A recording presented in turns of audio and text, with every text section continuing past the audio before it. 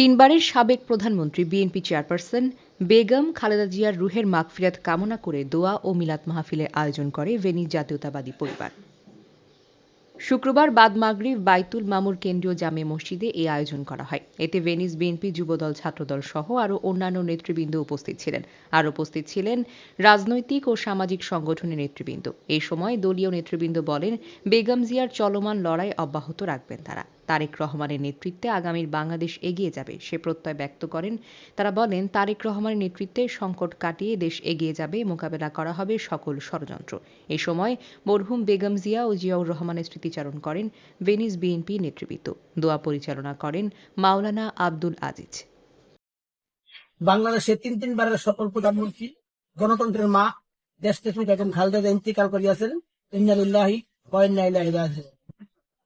আমি সারা বিশ্বের সকল বাঙালি জাতির নিকট অনুরোধ করব, যাতে করে দেশনেত্রী বেগম খালেদার জন্য দোয়া মাগফিরাত কামনা করে। আমরা ভেনিসে অবস্থানরত বাংলাদেশ জাতীয়তাবাদী পরিবারের পক্ষ থেকে আজকের এই দোয়া মাহফিলের আয়োজন করছি। ইনশাআল্লাহ ভেনিসে অবস্থানরত দলবল নির্বিশেষে সকল বাঙালি মুসলমান ভাইয়েরা আজকের এই দোয়া মাহফিলে যোগদান করেছেন।